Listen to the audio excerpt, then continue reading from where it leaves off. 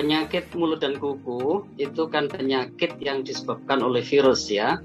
Penyakit ini sangat cepat menular di antara ternak-ternak berkuku belah. Tetapi untungnya tidak berbahaya bagi manusia. Ya, selama ini belum ada laporan yang menjangkiti manusia begitu.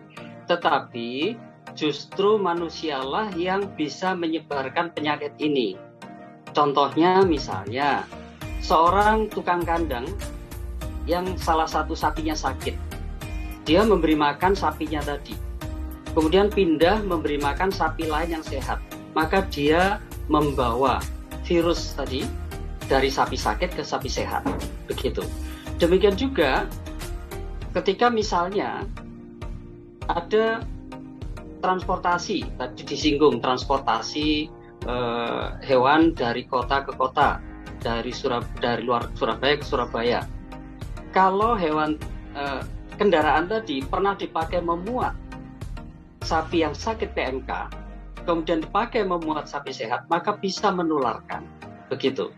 Ya, jadi pertanyaan pertama tadi, apakah ini berbahaya pada manusia? Jawabannya tidak, jangan khawatir. Ya, justru yang bahaya itu manusia bisa menularkan ke hewan-hewan yang lain. Nah, sedangkan penanggulangannya bagaimana? Pertama, penanggulangannya adalah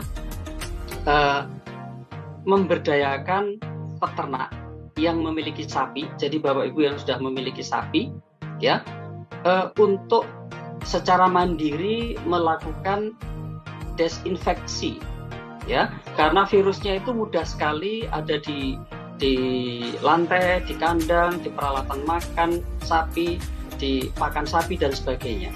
Sehingga bisa dilakukan adalah satu, peternak itu bisa melakukan penyemprotan sendiri pada kandangnya, lantai kandang dan dinding kandang 2 kali sehari menggunakan misalnya larutan kaporit.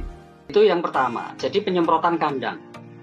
Ya, yang kedua, kalau ada sapi yang sakit di antara milik peternak, maka segera dipisahkan dari sapi yang sehat. Kalau perlu, dijauhkan dari kandang sapi yang sehat. Dan pada sapi yang sakit ini, dilakukan penyemprotan. Kukunya disemprot dengan larutan kuprisulfat atau yang biasa kita kenal, kita bisa beli di bahan bangunan dengan namanya Prusi yang warnanya biru itu. Ya, semprot pakai semprotan burung itu. Kemudian mulutnya biasanya yang kena itu akan lepuh-lepuh gitu pada mulut dan lidah, seperti kalau pada manusia mengalami sariawan, itu bisa disemprot dengan larutan iodin. Saya sebut maaf misalnya betadin, biasa obat kumur itu. Diencerkan menjadi sekitar 5%. Kemudian disemprotkan menggunakan semprotan yang biasa dipakai nyemprot burung. Ya. Karena sapi tentunya tidak bisa berkumur ya, disemprotkan. Nah, lakukan 2 kali sehari, penyemprotan kandang, penyemprotan kaki yang luka, maupun penyemprotan pada mulut sapi yang sakit, begitu. Ya, nah, jangan lupa kemudian juga menghubungi dokter hewan terdekat untuk melakukan pengobatan. Nah, pengobatannya apa? Sebetulnya yang bisa dilakukan adalah mencegah infeksi sekunder dan meningkatkan daya tahan tubuhnya. Ya, beberapa peternak itu menggunakan empon-empon, boleh menggunakan tumbukan meniran yang rasanya pahit, boleh. Ya, itu untuk meningkatkan imunitas atau kalau pada kita ketika COVID melanda dengan menggunakan immunobooster gitu. Ya. Kemudian penyuntikan vitamin. Kalau penyuntikan hanya boleh dilakukan oleh yang berwenang yaitu dokter hewan atau paramedik veteriner. Dan yang akan dilakukan pemerintah dan ini mulai datang vaksinnya, mungkin Bapak Ibu di daerah sudah mulai menerima vaksin untuk PMK, ya, itu juga dilakukan oleh pihak yang berwajib begitu. Artinya dokter hewan atau petugas yang diberi kewenangan. Nah, yang penting di sini bahwa adalah kemandirian dari peternak. Jangan menunggu petugas. Ketika ada sapinya yang mengeluarkan liur berlebihan, jalannya terpincang-pincang, kemudian mulai tidak mau makan, ya, itu sudah harus diduga sebagai terkena PMK. Segera dipisahkan. Kemudian periksa kakinya, kalau sudah ada luka, tadi lakukan penyemprotan kaki dengan kuprisulfat, penyemprotan mulut dengan betadine, larutan betadine, dan kandangnya segera disemprot. Nah, kemudian lapor ke petugas.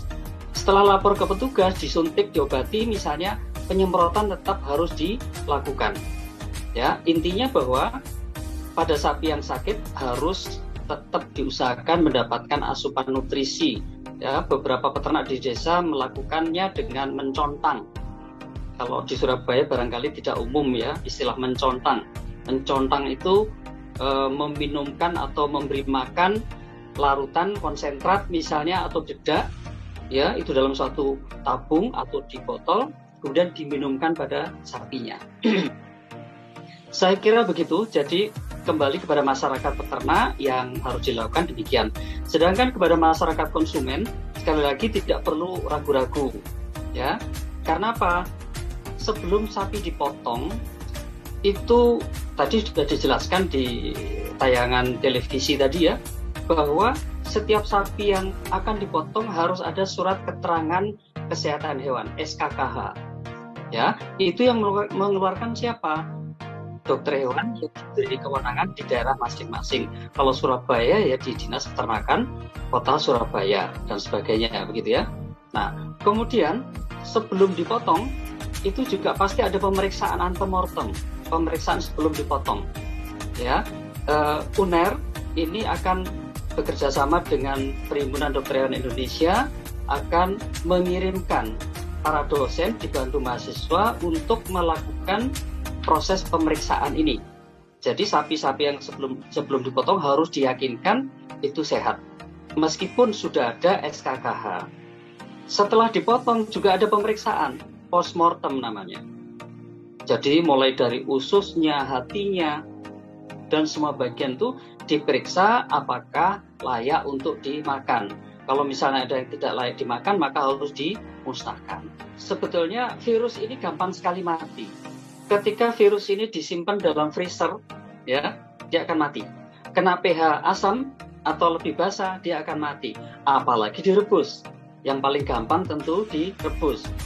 Rujak cingur tentunya sudah melewati proses perebusan. Ketika direbus pasti sudah mati itu. Rawon juga begitu. Rawon itu kan sudah direbus beberapa kali masaknya ya, pasti virusnya sudah mati. Kalaupun ada virusnya, kalaupun. Tapi seharusnya sapi yang sudah dipotong itu harusnya sudah terbebas dari itu. Ingat ada SKKH, pemeriksaan antemortem dan pemeriksaan postmortem. Bahkan sate misalnya. Sate itu kan cuma dibakar begitu saja. Ketika dibakar itu pun virusnya juga sudah mati. Begitu. Jadi tidak perlu khawatir. Jadi yang jelas penularan itu banyak faktor. Misalnya begini, ada sapi sehat dibawa ke pasar, rencananya mau dijual. Sapinya sehat, tapi begitu karena nggak laku dibawa pulang. Sampai di rumah ternyata beberapa hari kemudian mulai terpincang-pincang, kena PMK. Ya, ada lagi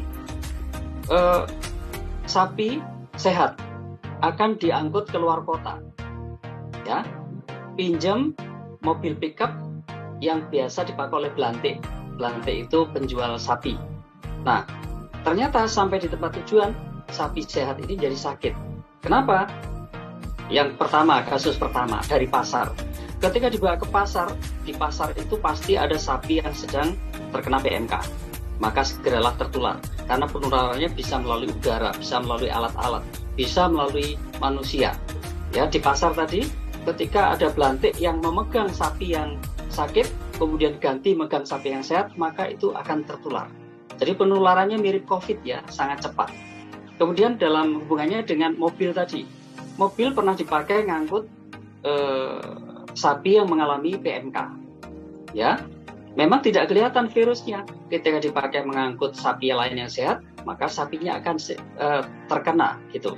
Oleh karena itu, bagi peternak, ya, hal-hal ini yang perlu diperhatikan bahwa penularan itu itu bisa dari mana saja.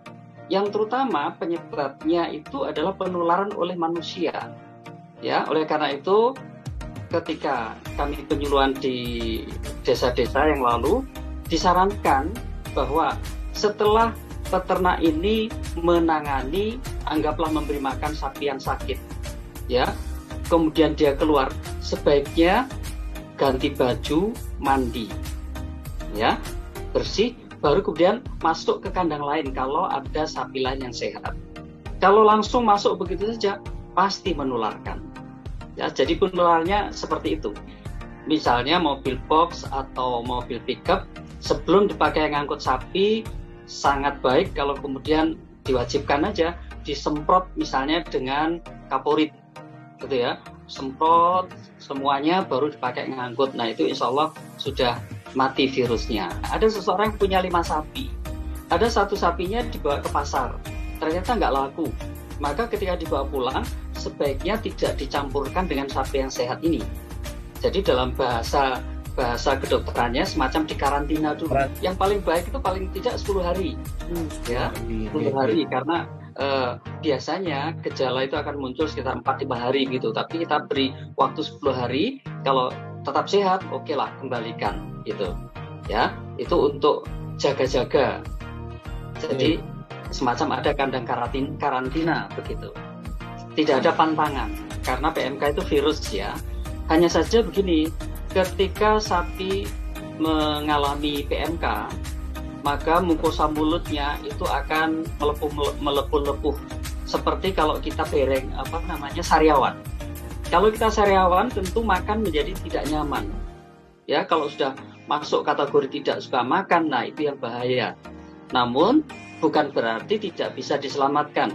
Beberapa peternak di desa setelah kami sarankan untuk dicontang tadi, karena dia makan sendiri tidak bisa mengunyah, maka dipaksa dicontang. Bahkan beberapa peternak ada yang ya kalau ini berlebihan sih, dicontang itu dengan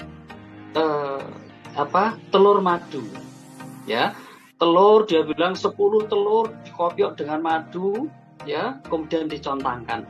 Bisa, ya. Tetapi kalau untuk sapi sebetulnya larutan konsentrat aja cukup. Misalnya sapinya biasanya diberi konsentrat apa sih? Kalau misalnya kebiasaannya diberikan dedak, kalau di desa kadang-kadang begitu, ya, dedak halus, ya sudah dilarutkan air kemudian dicontangkan, ya, sehingga gizinya tetap dapat. Karena kalau tidak diberi asupan pakan begitu, maka dalam waktu kira-kira seminggu saja sudah nampak kurusnya, kukunya lepas, kemudian tidak bisa berdiri, virusnya menyebar. Nah, ketika dia tidak bisa berdiri, itu penyakit lain muncul yang namanya timpani atau kembung, ya, yang kemudian bisa menyebabkan kematian, ya. Tapi kalau kematian pada dewasa biasanya tidak terlalu tinggi persentasenya. Kalau pada anak sapi pedet, ya, umur kurang dari 6 bulan, ya, itu 50-50 matinya, ya, 50% kadang-kadang lebih kematiannya.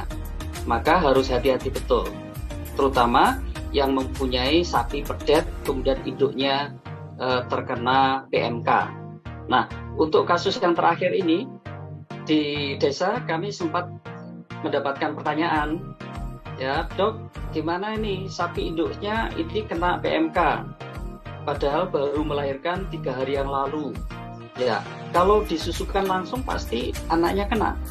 Maka saran kami adalah susunya diperah, kemudian susunya itu dipasteurisasi sampai 70 derajat Celcius begitu.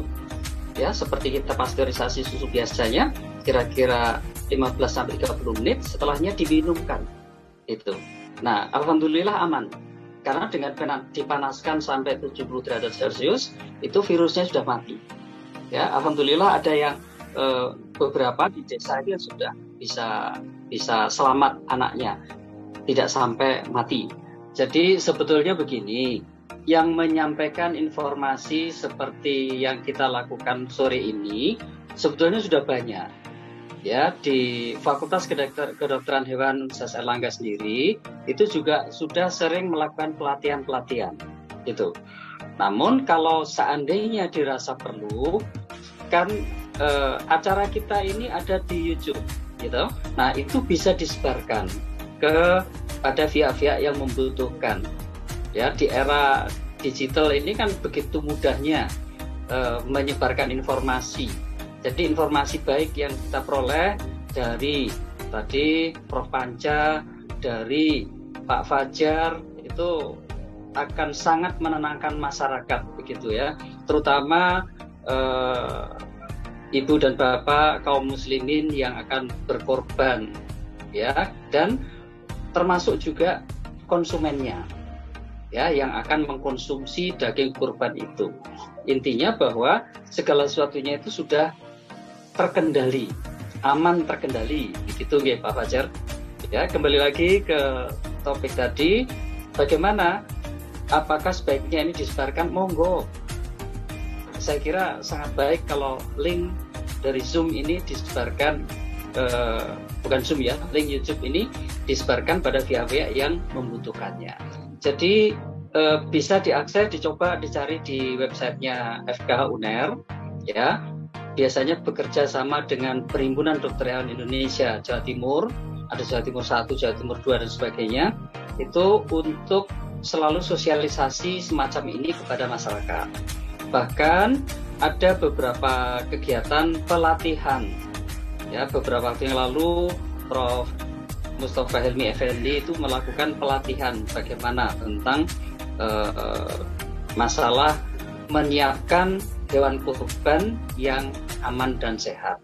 Seperti kriteria-kriteria yang tadi disampaikan oleh Prof. Panca, ya, itu rasanya termasuk juga perlu diinformasikan itu kepada para panitia Idul Kurban, terutama yang menangani pemotongan hewan kurbannya. Jadi dalam kapasitas RPH, tentunya saya akan menyampaikan bagaimana upaya agar mencegah virus masuk di lingkungan RPH Kota Surabaya. Nah, ini penting, tadi banyak yang disampaikan Prof. Imam bahwa hal itu memang menjadi perhatian kita. Tentunya RPH sejak wabah ini merebak di awal bulan Syawal ya, ketika itu kami langsung melakukan upaya-upaya preventif, utamanya adalah harus melakukan pengawasan ketat pada semua hewan yang akan dipotong masuk di RPH. Tentunya pengawasan ini menjadi penting karena kami pasti akan menolak hewan yang akan dipotong, terutama hewan yang berasal dari 4 wilayah yang sudah dinyatakan wabah, yaitu Gresik, Sidoarjo, Lamongan, dan Mojokerto. Yang kedua, semua hewan yang masuk sesuai dengan SOP kami akan pastikan asal-usul hewannya dari mana.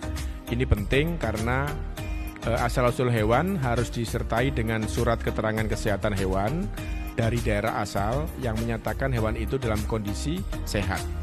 Setelah ada surat SKKH, surat keterangan kesehatan hewan, maka petugas RPH juga mengecek kondisi fisik hewannya. Apakah cacat, pincang, dan sebagainya, termasuk memeriksa gejala klinis, apakah ada gejala klinis tertularnya virus PMK atau tidak. Misalkan suhu tubuhnya tinggi, kemudian air liur yang berlebihan, kuku yang mulai lepas, dan sebagainya, itu kita cek. Nah, setelah itu kami juga melakukan pemeriksaan pada hewan ternak antemortem dan postmortem. Itu memang standar SOP di RPH Surabaya begitu. Selain itu kami di RPH Surabaya juga meningkatkan biosafety dan biosecurity dengan melakukan penyemprotan desinfektan bagi semua hewan yang masuk, kendaraan yang membawanya, termasuk orangnya. Selain semua hewan, kendaraan, dan orang yang masuk, penyemprotan desinfektan juga kami lakukan di kandang, kemudian ruang potong RPH, kemudian di aliran darah dan ipalnya, itu juga menjadi penyebaran virusnya, dan juga hal-hal yang terkait di lingkungan RPH.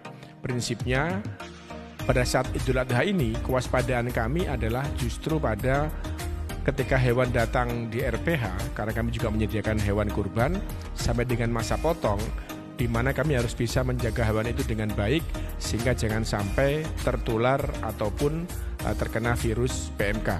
Utamanya yang paling gampang adalah tidak ada gejala klinis penularan virus PMK pada hewan potong, pada hewan kurban yang disediakan oleh RPH Surabaya.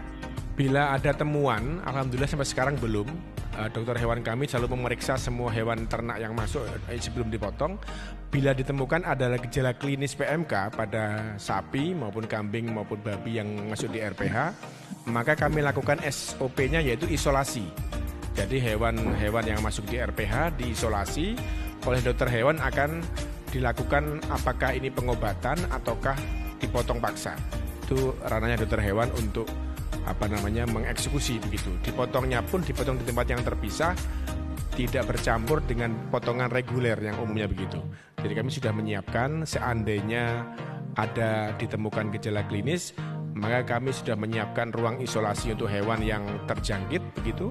Kemudian ada tindakan dari dokter hewan, dan apabila dipotong pun di tempat yang terpisah karena terjangkit pada hewan berkuku belah.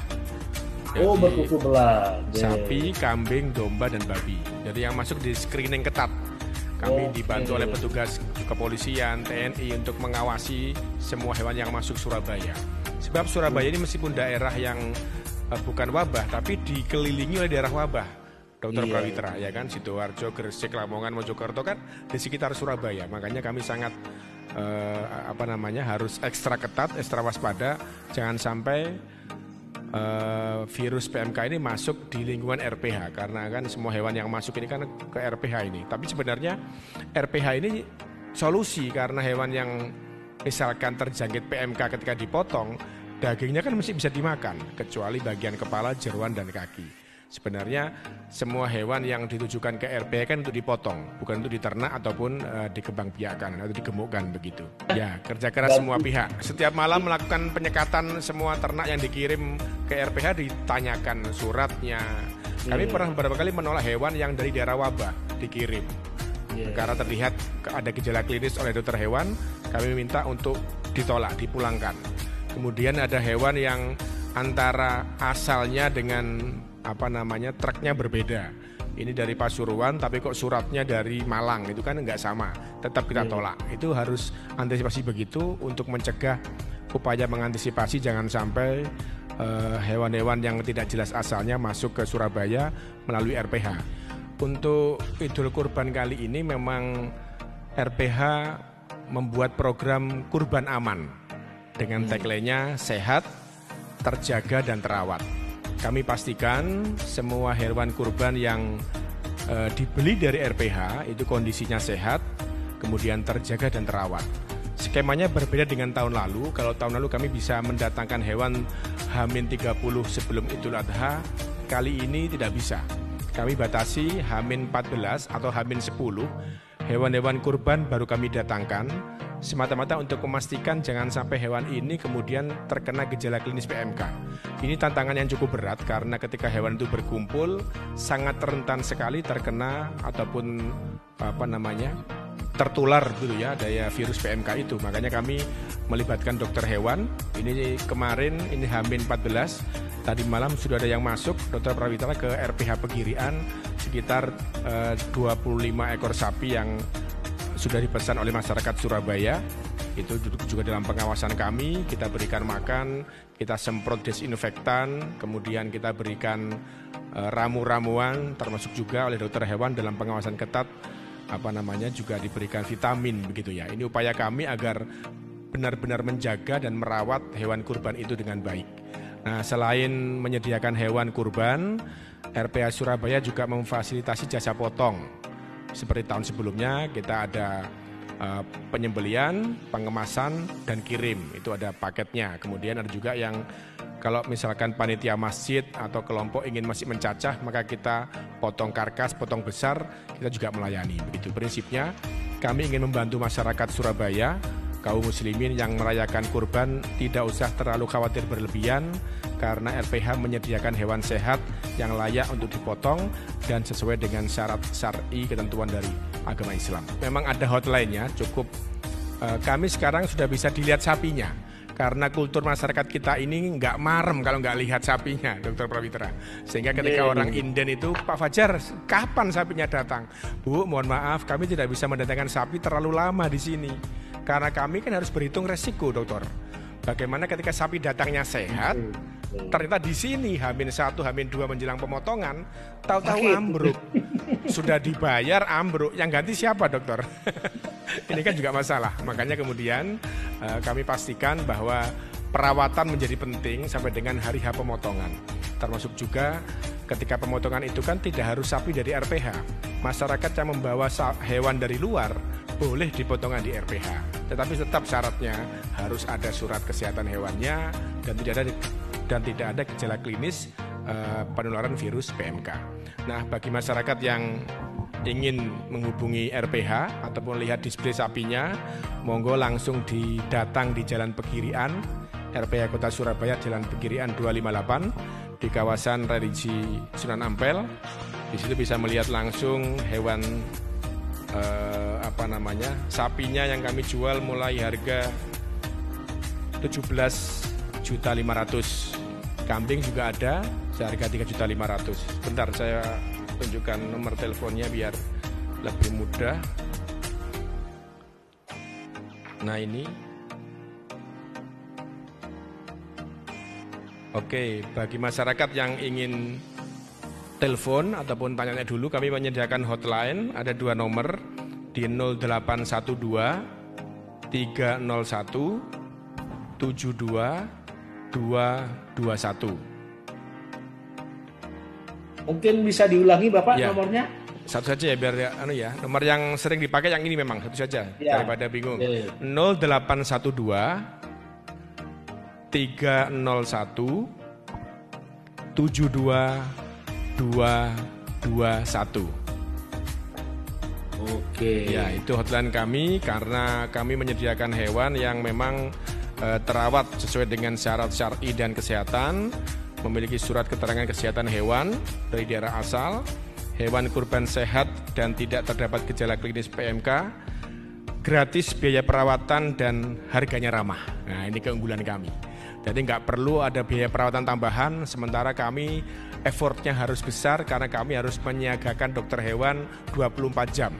Termasuk juga memantau seandainya kondisinya ini sapi kok ngelemprek, nggak mau makan, segera kita jamoni. Tim RPH punya tim khusus untuk bisa bagaimana tetap sehat. Seperti dikatakan Prof. Imam tadi bahwa dikuatkan imunnya ya sapinya. Kami harus jaga betul karena kalau sudah dibayar, apalagi Dokter Prawitra, kami harus jaga jangan sampai ambruk di hari pemotongan.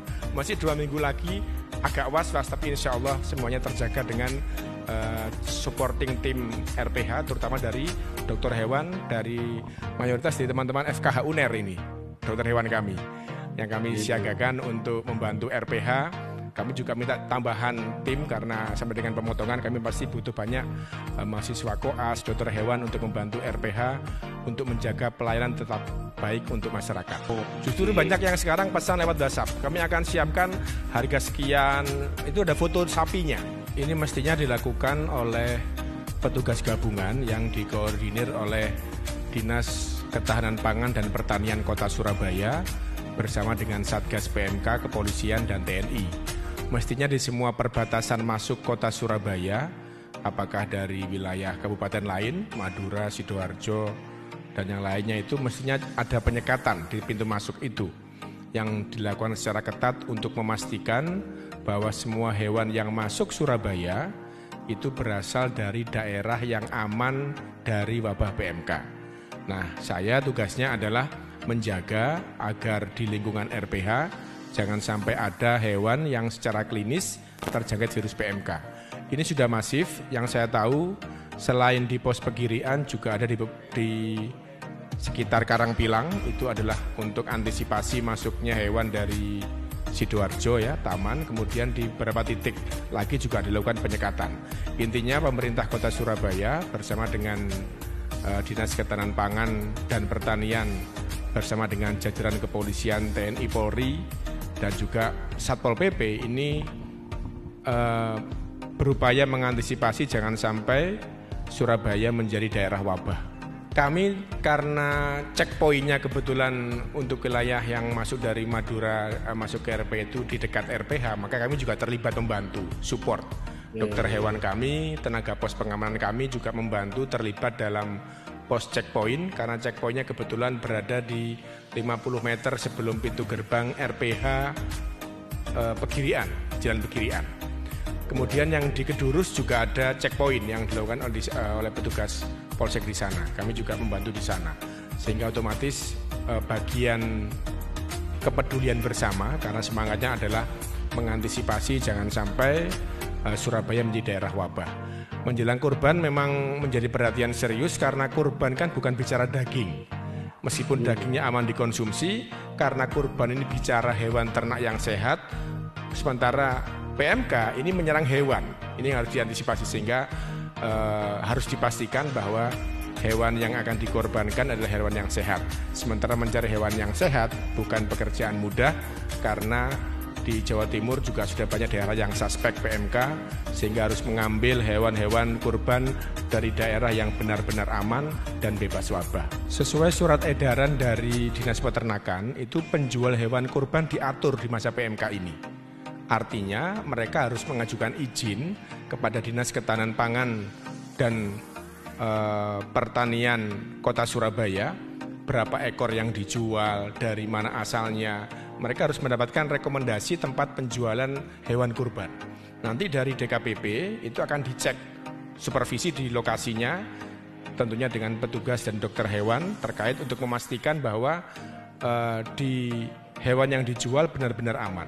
Makanya sekarang di Surabaya mungkin berbeda dengan tahun lalu, sekarang agak sepi Pak Prawitra ya kondisinya. Itu karena memang ketat sekali, karena penjual hewan pun harus dalam supervisi pemerintah kota dalam tim Satgas PMK tadi itu, sehingga memang harus mengajukan izin ke kelurahan setempat, kecamatan, dan akhirnya mendapatkan rekomendasi sehingga benar-benar terpantau bahwa dia menjual hewan kurban, bahwa hewan itu dari daerah yang aman, bukan daerah wabah, dan hewan yang dipastikan sehat.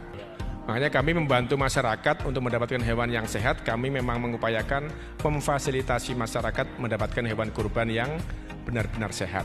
RPH menyediakan hewannya, jelas pasti daerah asalnya, ada surat kesehatan hewannya, dan produk dagingnya itu nanti dikeluarkan ada surat keterangan dari dokter hewan RPH yang menyatakan daging kurban ini layak dikonsumsi, sehingga aman. Tadi penjelasan dari Prof. Imam tentang PMK, bagaimana penanganannya, kemudian Direktur RPH tadi juga menjelaskan SOP-OSPO yang sudah dijalankan gitu ya selama ini untuk mempersiapkan hewan-hewan kurban yang sehat. Nah, ini mungkin saya akan memberikan penjelasan terkait dengan bagaimana masyarakat ya untuk bisa memilih hewan kurban yang sehat ya. Tentunya saya ingin menjelaskan dulu tentang Undang-Undang Nomor 18 Tahun 2009 Junto Nomor 41 Tahun 2014 itu terkait peternakan dan kesehatan hewan. Di mana di sini juga dijelaskan tentang animal welfare atau kesejahteraan hewan. Nah, di sini perlu kita pahami bahwa ada 5 prinsip dari animal welfare ini yang perlu dipahami juga oleh masyarakat, yaitu yang pertama itu bebas dari hewan itu harus bebas dari rasa lapar, rasa haus dan malnutrisi atau kurang gizi gitu ya. Kemudian hewan itu juga harus bebas dari rasa tidak nyaman secara fisik maupun lingkungan yaitu suhu udara. Kemudian yang ketiga itu hewan harus bebas dari rasa sakit, rasa cedera ataupun penyakit. Ya. Kemudian yang keempat hewan itu harus bebas dari rasa takut dan tertekan. Nah, hewan itu juga stres ya, bisa stres. Ya. Kemudian yang kelima hewan itu juga harus bebas untuk menampilkan perilaku alaminya. Nah, ini yang perlu dipahami oleh masyarakat, gitu ya. Jadi ini kalau kita kaitkan dengan hewan korban, maka hewan korban yang persiapan hewan korban yang nantinya akan dipotong atau disembelih itu prinsip-prinsip ini harus dijalankan. Untuk apa? Untuk kita bisa mendapatkan produk hewan atau daging yang bersifat asuh. Asuh itu panjangannya adalah aman, ya, aman, kemudian sehat, utuh dan halal. Aman di sini artinya daging itu tidak terkontaminasi dengan bahan-bahan yang berbahaya. Yang sehat artinya mempunyai nilai gizi tinggi sehingga bisa meningkatkan kesehatan bagi masyarakat yang mengkonsumsi. Utuh artinya daging yang hasil pemotongan hewan korban tadi tidak tercampur dengan bahan-bahan lain, ya, dari hewan lain yang mungkin hewan yang tidak halal, ya. Kemudian halal artinya proses pemotongan itu sudah dijalankan berdasarkan syariat agama Islam sehingga halal untuk dikonsumsi. Jadi hal-hal ini yang perlu kita perhatikan. Nah, kalau dikaitkan dengan bagaimana sih syarat hewan korban itu, ya, ada beberapa yang perlu kita cermati. Yang pertama, jenis hewan korban. Jenisnya apa? Jenisnya ya harus hewan ternak. Hewan ternak seperti kambing, domba, kerbau, ya. Nah, sapi itu yang diternakkan. Kemudian juga dilihat usianya atau umur dari hewan korban itu. Hewan korban harus mencapai umur, ya, minimal yang sudah ditentukan di dalam syariat Islam, yaitu kalau pada sapi itu minimal 2 tahun, ya, atau 2 tahun lebih, ya. Kalau kita lihat bagaimana untuk melihat umur 2 tahun, kita lihat pergantian giginya. Kalau kita istilahkan powel giginya, ya, ganti gigi. Jadi kalau umurnya 2 tahun itu 2 atau 3 tahun itu powelnya ada 4, itu giginya ada 4 yang sudah ganti. Kalau giginya yang depan, gigi seri depan itu cuma 2, itu yang ganti itu masih sekitar 1-2 tahun umurnya. Kalau untuk domba dan kambing itu minimal umur 1 tahun, ya, minimal 1 tahun atau lebih, ya. Itu yang disyaratkan bisa digunakan untuk hewan korban. Kemudian yang ketiga, syarat ketiga adalah sehat tanpa cacat. Nah, tadi juga dijelaskan oleh Pak Direktur RPH tadi bahwa hewan-hewan yang akan dijadikan korban itu harus memang sehat. Bagaimana melihat hewan sehat? Ya, kelihatan lincah, kemudian bulunya tidak kusam atau bulunya mengkilap, gitu, ya. Kemudian kaki, ya, kaki-kakinya ini kokoh, gitu, ya. Artinya tidak pincang, ya. Kemudian serasi, gitu, ya. Tubuh badannya itu serasi. Kemudian kalau kita lihat juga kalau hewan jantan, ya kan, ini kan mesti hewan jantan yang kita potong. Itu kita lihat juga hewan yang tidak dikastrasi, ya. Jantan yang tidak dikastrasi, kastrasi itu tidak dikebiri, gitu, ya, tidak dikebiri. Itu artinya kan berarti testisnya harus lengkap, ya, 2 pasang yang ada di dalam skrotum, gitu, ya, tidak boleh karena ada yang kalau ada kelainan itu namanya, kalau di dalam istilah kedokteran hewan ada monorkit. Monorkit itu hanya 1 testis saja yang masuk di dalam skrotum. Ini tidak diperkenankan, ya, untuk dipotong, gitu, ya, sebagai hewan korban, ya. Nah, jadi tadi tidak catat fisik, ya, bulu mengkilap, kakinya sempurna, gitu, ya. lincah ya. Kemudian biasanya juga kita lihat suhu tubuhnya, kemudian lubang-lubang kumlah ya, lubang kumlah seperti hidung, telinga, anus dan kelaminnya itu juga bersih ya. Itu ciri hewan yang sehat tanpa cacat. Kemudian yang keempat, itu bukan milik orang lain ya, artinya hewan itu bukan curian gitu ya. Hewan itu bukan hewan warisan gitu ya. Memang kita membeli dengan hasil jerih payah kita sendiri. Kemudian proses penyembelihan yang kelima ini syaratnya penyembelihan hewan korban itu dilakukan pada saat setelah melakukan ibadah sholat Idul Adha. Jadi sebetulnya kegiatan Airlangga Forum ini sudah sustain.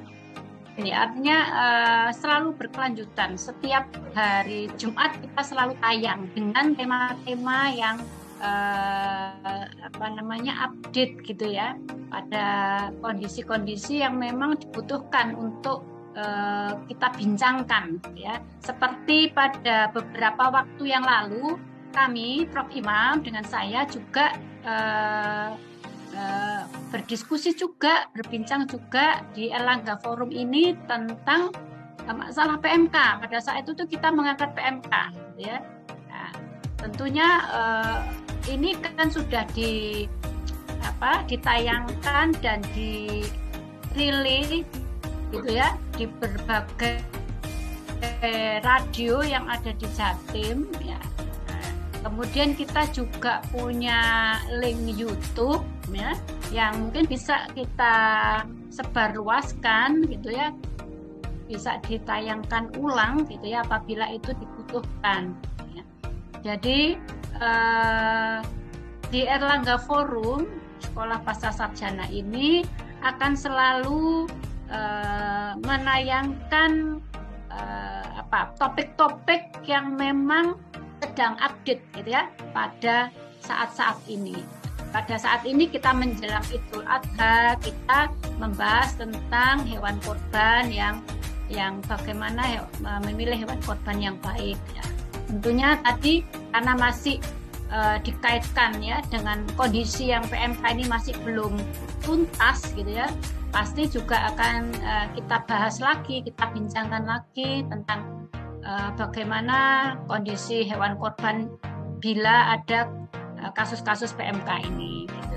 Jadi sebetulnya ini sudah, kalau upaya dari Sekolah Pasca Sarjana ini sudah berkelanjutan ya kegiatan ini setiap Jumat sore gitu ya, jam 15 sampai jam 17.